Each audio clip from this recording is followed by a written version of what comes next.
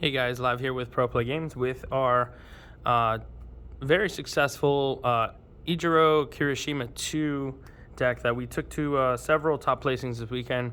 I believe the total list of credentials for this exact card-for-card build from myself, Andrew Duvall, and Emil Menzies was a top 4 finish at the main event regional license exam, piloted by Andrew, losing to eventual winner Jacob Johnson.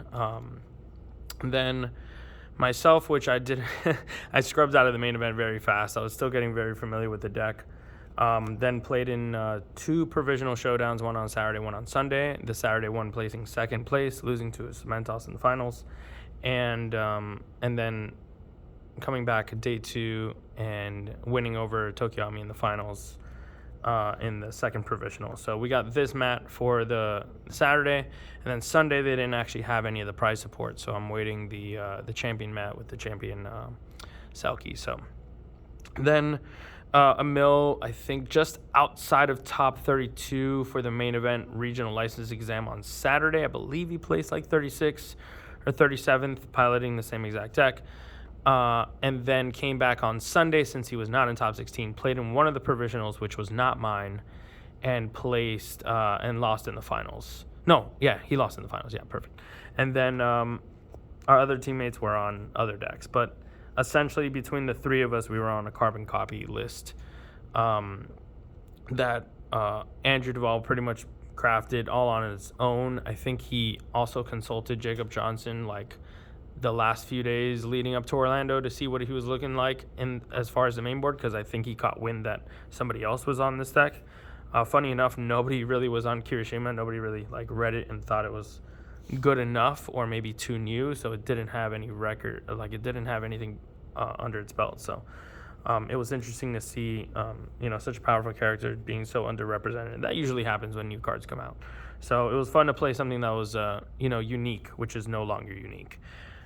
So let's start off with, obviously the leader. The leader is very powerful. It's a 6-hander, 27 life. Twice per turn, you could essentially untap 2 resources, which are foundations, and then replace those foundations. Obviously, you destroy tapped foundations, bring back, you replace them with untapped foundations, essentially refreshing 2 resources. And you can use cards from your hand to kind of store them together under the in your staging area to pick up at a later time with one specific card in your deck, and then you get a little damage buff. So the damage buff is really cool. It's just an extra sprinkle on top, but and then the defense game is insane because of his commit. So you'd normally just whenever you see something that you can't block, you would just normally commit him on your opponent's turn, take half the damage, and rounded down is super relevant because, typically in this game, the blocking, when you partial block or anytime you take half damage is always rounded up. For some reason, he's rounded down on here, which is really relevant because I've won some games at a couple life, and it's just if it would have been rounded up, I would have lost. So, he's just an absolute offensive and defensive monster, I think, and it's all around, there's just so much flexibility with the leader, honestly. You can, even a fire one topped. So I'm pretty sure there's a version of all that I was talking to Andrew about that he kind of brushed it off, but I think all is probably pretty good with this leader. Let's start with the foundations 4. It can't be fixed. It's just the 1 high block is super relevant. Also, everybody and their mother stunning you in this format. So every single deck, even if it's not a stun deck, is stunning you, so it can't be fixed. It's just incredible. And then we play 4 tight-lipped. The blocks in Earth are freaking insane, which is partly why Earth has such good defense, because its block zones are just pretty damn good, especially when you can fish out. On your opponent's turn, you can pop these foundations, draw cards, and you can kind of cycle into the block that you need or the zone that you need. But tight-lipped is also pretty relevant because you're able to flip the foundation, then pop it. For Kirishima, so you'll have a tapped foundation, you'll use tight-lipped, you'll flip it down, then use Kirishima effect, kill it, replace it with a face down, and that's just mega value because now you got +3 on your attack, 2 from your Kirishima and 1 from your tight-lipped. So it was good for just being on board as well too, as well as just being very good blocks. That's it for the zeros. For the ones we played, 4 high value target, which for all intents and purposes counts as 2 foundations defensively. And then it has an effect that I never really use, that if it's would be destroyed by a rival's effect, destroy this foundation instead. I'm fairly certain I missed that effect once or twice. It's just something that you rarely use. I knew I had it the entire time. It's just so like that barely ever comes up. 4 shock absorption. This is the main difference in from what I saw in like I think Jacob's list. There was a few like key differences that like set our build apart from the winning list, and I think shock absorption was one of them. Just being able to have a speed modifier in Earth is really big, because there's not really any other speed hate in the deck other than You're So Obvious. But this is a one difficulty 5 check with a 2 mid block. So the stats up here are very powerful. And more relevant, you can tap this safely and use it while committed. So typically enhances can't be used while committed. This is one of those rare examples, which is why I feel like this card is just like leaps and bounds, just very good. Forcing Surrender, this card was incredible all day. Funny enough, it has Tokiyami here, like crying, because it does make Tokiyami cry. They play Summon Dark Shadow, you're just like, all right, get rid of it by flipping it face down. And it's just all around a very powerful card. Also very good against all the water decks. They stuff your card pool. You're just like, all right, I'll remove this from the card pool. If they randomly, I don't know if you can, I did this and my opponents never said anything. I don't know if you 100% can, but if they face shield your attack, you can Forcing Surrender the attack out now, because now it's face down. It's no longer an attack, from what I understand. But like I said, nobody ever said anything about it, so I'm assuming that that's fine because it's no longer an attack. But yeah, Forcing Surrender, also a 2 low block. Oh, very good. Our blocks here are pretty decent, except for our high value target, which I considered cutting down to 3, which I probably end up will doing, because the block zones on that card are just atrocious. For our 2s, we have 2 You're So Obvious, 2 Brute Strength. You're So Obvious is just like one of the best cards in the game, honestly. It's just even better in this deck because it gets we can give a damage or a speed modifier if it's in a punch, which all of our attacks are punches except for I think 1. So in Kirishima specifically, or against Kirishima, I guess. Against Kirishima, this card's probably not that great because you're buffing them for some one way or another, and then. But yeah, you can use this offensively, which a lot of decks normally can't, because it's just so rare, the punches that they're playing. Obviously, they're probably playing back alley, but yeah, this being able to give damage or speed is very relevant, as well as just resetting against the aggro decks. They hit you with something super fast or hit you with something super strong. Usually it's fast because, like I said, Earth doesn't have a lot of speed reduction. This is one of those rare things that you have in speed reduction for Earth. So being able to use that at any time is just great. The 4 check is not great, which is why we didn't. I really wanted to have 3 in the main board. Kind of glad I didn't, because I did not see as much aggro as I thought. And then the block modifier is not the best. It is a low block, but the 3 is kind of rough. Then we played double Brute Strength. Honestly, shout out to Andrew, which was kind of like shout out to Jacob, because I think he was playing these and kind of gave Andrew the idea of playing these or using them, or at least testing them. Then Andrew tested it, then he really liked it, and I didn't like the idea of having this card in there, just because I didn't want to be losing life. Like, I felt like this was a very defensive character, and even at 27, I felt like we could just die out of nowhere. So I didn't want to take life, and I also, I did like the option of having a floodgate, or not a floodgate, but something to control your foundation, something to like, just in case you get into deadlock and you're like, oh damn, they actually have a lot of deadlock hate. Being able to kind of just like set yourself back to 10 out of deadlock range, this was super important. It never really got to that point. This was actually most important when I had like 15 foundations and I was just stringing attacks, and I was just like killing off my used foundations because I knew I was going to kill them that turn. That's when it really came in handy. But other than that, the 2 high block was probably the most important part about this card, most relevant part. I really, like I said, didn't really use any of these enhances unless I knew I was like going for game. I didn't want like a situation where I just like took unnecessary damage, not killed them, then died on the crackback. So maybe I'm just not as versed at using that card yet. But this was a little bit underwhelming other than the block zone. And then to round out our 2s, we played the best 2s in the deck, which was 4 super regen, 4 learning the standards, and 4 homage. There's a lot of 2s in this deck actually, which I also didn't. Part of the reasons why I didn't like this guy, because there's just so many 2s in the deck that are just already so good. I didn't want to continue, and funny enough, that was probably one of the weaknesses to our version. Is just there was a lot of turn 1s that I was stuck with like triple 2s, and that's not what you want to see. Because going first, obviously, like going first or second, it's just, even going second, you don't want to commit your character to past foundations. So opening with too many 2s was kind of clunky in a way, especially when we're playing so many attacks and like the 3 check is almost inevitable.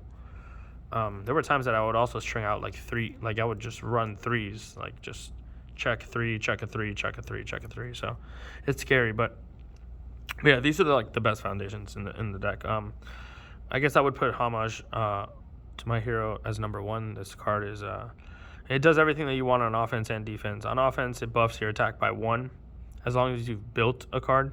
You've had to have built a card. That's key thing. I mean, your leader at all points can build a card, but typically you're not building with your leader until attack number 2 and above. But yeah, there's a few attacks like back alley that build you. So homage turns on immediately there. So yeah, for each one that you have, +1 damage. So typically, ideally, you would want to have at least 2 up on the board. Once you have 2 up on the board, all your attacks are +2. Plus, whenever you use your leader, that's +4. So, and then defensively, these guys are great. I usually always want to have these ready. I don't want to tap them for like foundations or defense or anything like that. I just want to like eat attacks, tap it, draw cards. So this is your passing the torch only on your turn. Only on your opponent's turn, and only when you have an unblocked attack. So you typically want to time these at the same time as your leader. So you want to take damage.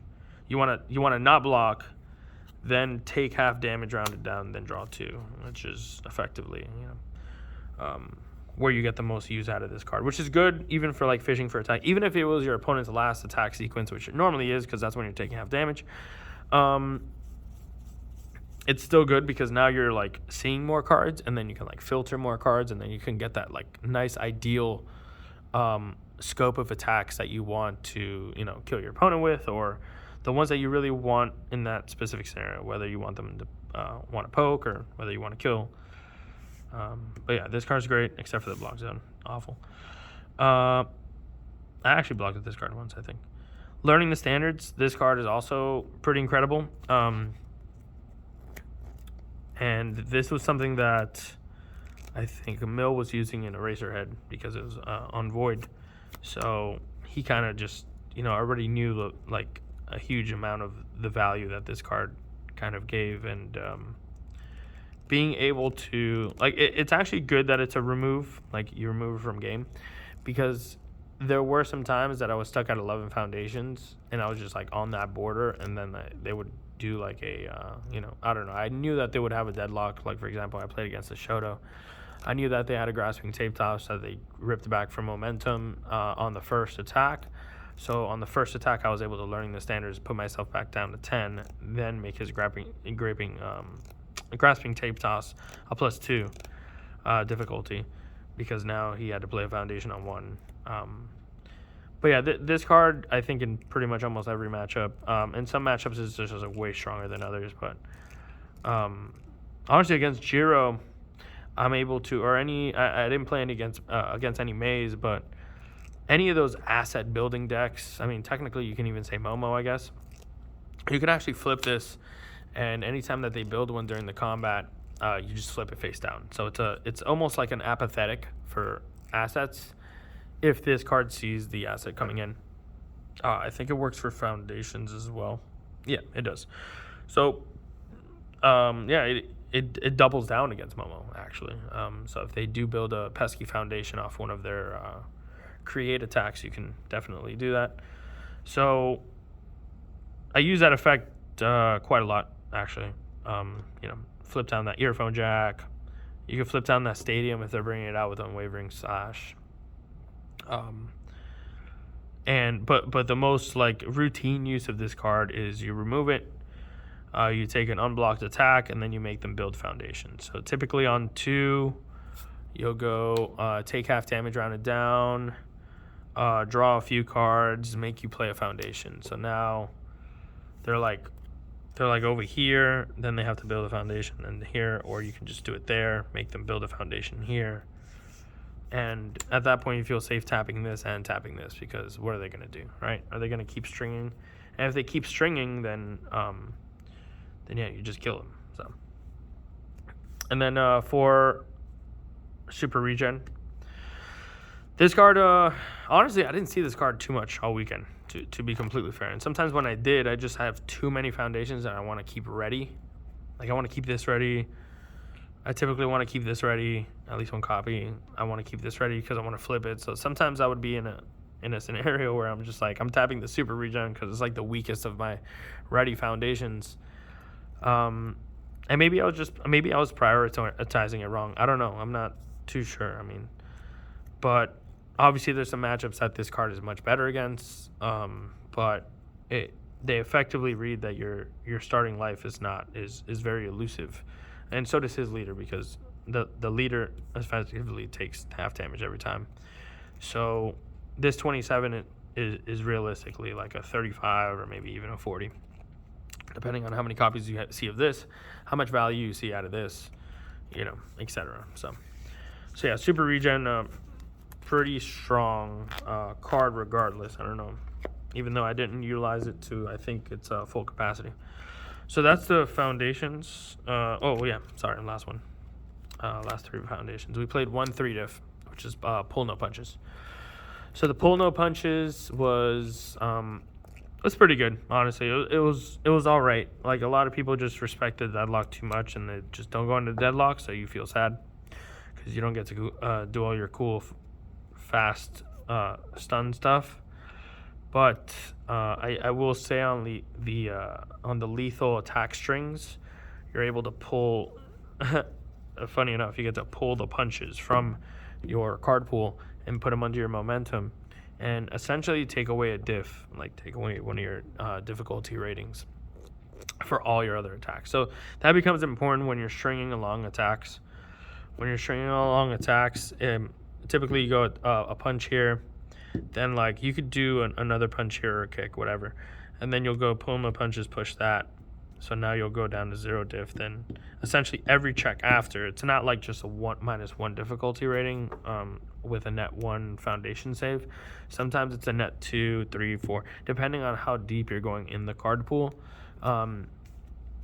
This can net a lot of incremental progressive difficulty. So sometimes you just have to do that with this card.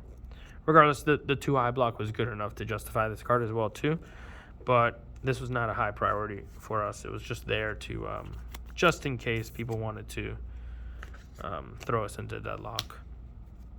And then the Sugar Rush power up.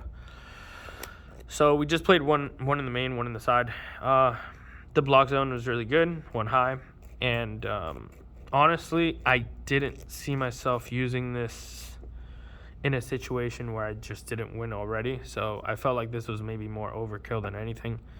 But it is nice to have a little bit of speed, a speed boost in the deck, because it's Earth, right? So none of its stuff is hitting you fast. It doesn't have any speed buffs. It also rarely has any speed minuses. So this was nice to have as like that speed buff if we really needed it to hit something.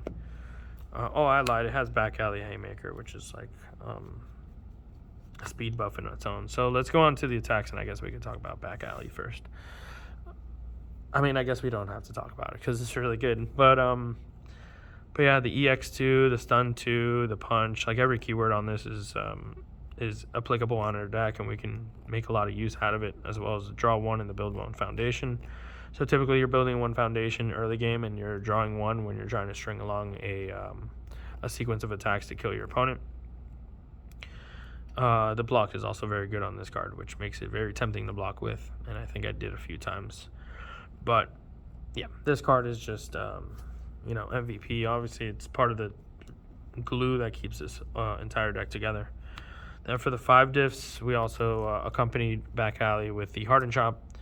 Hardened Chop almost effectively says unblockable because your opponent's like never blocking that attack, almost ever. It's got Breaker 1/2, which I typically don't like blocking with this card at all, but if you do end up blocking with it, there's a Breaker 1. It almost reads like a 4 diff because it could destroy a face down foundation to build the top card of your deck face down. Important to note that it can only blow up face down foundations. I found myself in that awkward spot sometimes when I played this on 0 diff because I wouldn't have any fast down foundations early in the game. So in that scenario, you can either use your leader to blow up a face up, to build a face down, to blow up that face down with this, to build another face down, to kind of like fish for like different options to have face down in your stage. Or my personal favorite is the using tight-lipped to flip down a already flipped foundation, maybe one from this. So you tap an unflipped foundation with this to pass the check. Then you go tight-lipped, tap the face down that card that you had just tapped, kill it, refresh it with a face down foundation from the top of your deck, and now you're untapped, and you don't have to use this, and you can wait until like 2 or 3 to maybe start using your leader effect. So yeah, this was good. I mean, I didn't get a lot of value out of the building, destroying the face down and building a face up, because usually you're playing this card here or maybe even here. And then yeah, if it's blocked, discarding a card, super powerful in almost every match. I mean, most decks are keeping 2 cards in hand against you, maybe 3. So by this being saying like take this or shut down your defenses and just take every attack after this in the mouth, then this card becomes extremely valuable in those scenarios. It just puts your opponent on a damned if you will, damned if you don't kind of scenario. And then rounding off the 5 check attacks, this was actually for the main event, which was what Andrew was playing. I'm doing this deck profile for him, by the way, because he's not going to be available this whole week. It was this in the main event. So in Andrew's list, you would have seen this. And this is what I played in the main event too. I played this for Provisional number 1 as well too. And then for Provisional 2, I asked him, tell me a change that you would make. And we kind of agreed that putting the 4th naval from the side into the main would be better. And then that way you have your full play set of navels in the main and full set of berserker blows in the side. Naval is actually extremely powerful too, with being able to unflip those foundations that sometimes you would store for the greater part of the game. So foundations like You're So Obvious, foundations like Learning the Standards, and like I mentioned before, sometimes you would build these foundations or you would have these foundations, and because their difficulty was so high, there wouldn't really be a turn where you can go like attack, build a 2, or sometimes you don't feel comfortable doing that. At least I didn't.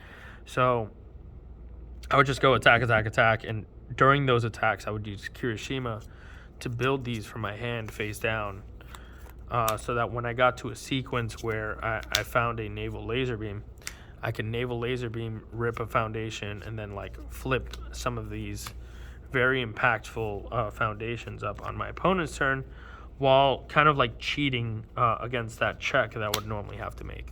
The most powerful being sometimes storing that pull no punches. Your opponent doesn't see any deadlock hate, then once they go into deadlock, navaling the pull no punches and then just sequencing out a kill on the back of that deadlock ability when your opponent didn't see it coming was pretty strong. So naval was just like pretty much an MVP in the deck, and obviously a defensive powerhouse with the Breaker 2. And then also one of those rare cards that can actually get speed. So this can go up to 5 speed, and this could go up to 8 speed, but typically it'd go up to 6 speed. So these were your like fast kill cards if you needed something speed related. And then Hardened Chop was just like that poke that was always coming through, and that poke, when that poke is 5+2 plus your homages and stuff like that, it was quite a big poke, honestly. Now with our 4 diffs, so our 4 diffs were Hardened Jab, Hardened Frenzy, and Texas Smash. So Hardened Jab, this card, I'm super sad that this card doesn't have like some full art foil, or like this card is ridiculous. Like without this card, this deck is probably not good. Definitely not as good. I don't think it's very good without this card at all. This was the reason why I won like any of my games early, because the way that I would play is just like I would store a bunch of like good cards face down, and then at any point I would use this to pick them up whenever I needed them. You could use that to refresh foundations, use them again, play them down again, get an extra use out of them. But typically I would use them to pick themselves up. So I would have this face down, I would play Hardened Jab, pick up Hardened Jab, pick up another Hardened Jab, and then you would go out on a string. So typically I would have like 1 or 2 of these face down, along with maybe like a Hardened Frenzy, because maybe they block this or something like that, because they will block this card. And what I really liked storing was Texas Smash face down. So I'd have these face down, go Hardened Jab into Hardened Jab, into Hardened Jab, into Hardened Frenzy, into Texas Smash. And then Texas Smash would be like maybe one of the attacks from my hand. So all I would have to do is open 1 Hardened Jab. If I open 1 Hardened Jab, I get 1, 2, 3, 4, 5 attacks, right? Because all these are like really, chaining off each other. Either this or this. But typically, this will always be face down. This you would have to build face down from your hand. There's options between getting this and this. If they still have cards in hand to block, I would get this. But if they have no cards in hand, I would just Texas Smash, because they're wide open, right? So like you would go this, then this to finish them off. And obviously you would have like maybe another attack in hand. It's very rare that you only had 1 attack, right? But if they're still holding, you hit them with a Frenzy, which they usually won't block or will partial block or something like that. And then you can just end your sequence if you want there. But yeah, super, like this card allows the dumb plays to be made. I think this is probably, if you had to pick to a problem card in the deck, that'd probably be it. Yeah, and then Hardened Frenzy, this card was great, honestly. I also saw myself playing this at like 0 diff sometimes. And they would just block it. And I'd be like, all right, well, I just wrap myself for 1. And now I can play out all these like other attacks on no diff or whatever. So the 2 low block is actually really good. And this is deceiving. It's actually a 5/5. It is almost always a 5/5. Even if you don't build early on your attack string, like I said, you can use your leader to force the build to give them the extra stats. So that it comes out as a 5/5. The high is important too, because I don't think you have. If you look at the attacks, this is a low. These are mids, mid. These are all mid. It's a lot of mid attacks, and then you have your 2 different high attacks, and then your 1 low attack. So the zone on this is pretty relevant and strong. And then the Texas Smash. Yeah, this was like a very last minute addition. I think during all our playtesting, like a couple weeks before the event, we didn't really play Texas Smash at all. And then I think Emil suggested like some card that like gets minus damage for plus speed, with a deadlock for more speed and more damage. But then I kind of like said, why don't we just play like Texas Smash? Like if they're wide open after getting hit like 3 or 4 times, which they have to block at some point, right? Then you can just hit them with like a really punishing, high damage Texas Smash, and the block zones was also really good in this card. And I'm really glad with the number. I don't like the discard in this deck, especially if this is getting to the end of the sequence. You're obviously running out of cards. You're Kirishima. You don't have endless cards, so you will run out of cards. So like discarding to get the next one a buff was rough sometimes, but at the very least he would this would come out with 7 damage minimum. Then you can go leader for 9, homage for 10, and just like hang out there. But I'm glad that this had it too. I'm really glad that we didn't play more than that, because that would have been kind of cloggy. Now for the so that was the main board. I don't know. I think this was like 64 to 65, somewhere around there, if I remember it right.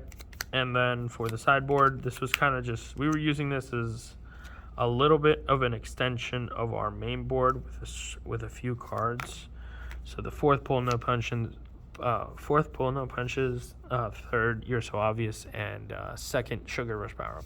So these were all cards that we found in the main board, which were very good in certain matchups. So obviously, like aggro, also decks that really like decreased our speed and damage, this doubled up on. And like I said, we didn't find a third one in the main board because of the forecheck. The pull no punches against deadlock decks, and the Sugar Rush Power Up in those, same thing, like when they're just really trying to reduce our speed or damage. Like we saw this card being able to this is also for much longer games as well too.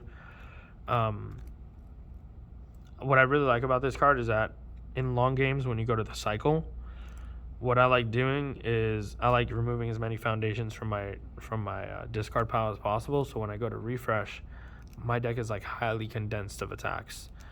And sure, that might be bad for the cycle because you hit more attacks, but then your deck also has more attacks. So it could sting you. It never did for me, but I like having a second one of these just for that cycle opportunity. Then for the other foundations that we cited, Triple Faith Shield. So Triple Faith Shield kind of just gave us the ability to like to block against some of the more like throw decks, like any deck that's like trying to spam any of that stuff against us. I also like it against like the frog deck, like when they're trying to kick out range attacks, this flips it face down so you can't kick it. You know, certain little things that pop up, Face Shield is really good against. So this was in the main board for the longest, and then it got cut randomly out of nowhere, and I didn't really miss it, to be honest. So I'm kind of glad that this kind of made its way to the sideboard so that we can put it in whenever we really needed it. Triple Berserker Blow and Instant Shining Flash. Honestly, this probably should have just been 4 Berserker Blow. But, you know, Fourth Kind is, this card's really good against Fourth Kind. They just, you know, try to hoard momentum or whatever, and all their haymakers are lows. So this gives you not only a 1 block low modifier, but also when you block with it, you rip a momentum. And on the off chance that you miss any of that, this is a nice string to kill them back with. So if you see this too late or whatever, you see it on your kill turn, it's also something that's fine, because now you're kind of like stringing along your attacks a little bit more effectively with the -1 difficulty.